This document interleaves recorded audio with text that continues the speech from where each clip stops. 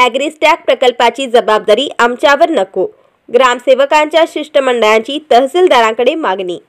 ग्रामपंचायत अधिकारी यांच्याकडील कामाचा व्याप व आचारसंहितेमुळे प्रलंबित कामे पूर्ण करण्यास लागणारा कालावधीचा विचार करता ॲग्रिस्टॅक प्रकल्प अंमलबजावणी काम आमच्याकडे नको अशी मागणी महसूल वन विभागाचे अतिरिक्त मुख्य सचिवांकडे केली. सोमवारी ग्रामसेवकांच्या शिष्टमंडळाने नायब तहसीलदार हेमंत कामत यांच्याकडे निवेदन दिले.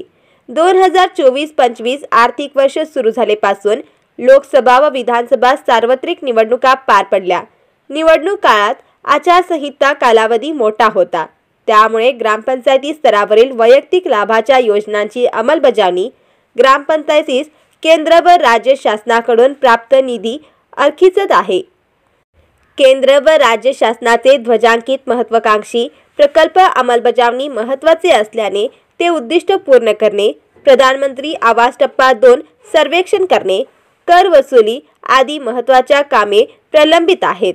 सदरची संपूर्ण कामे मार्च 2025 पर्यंत पूर्ण करण्याची जबाबदारी ग्रामपंचायत अधिकारी सर्वांगाची असल्याने संदर्भीय शासन निर्णयानुसार ॲग्रिस्टॉक प्रकल्प अंमलबजावणीस वेळ देता येणार नाही.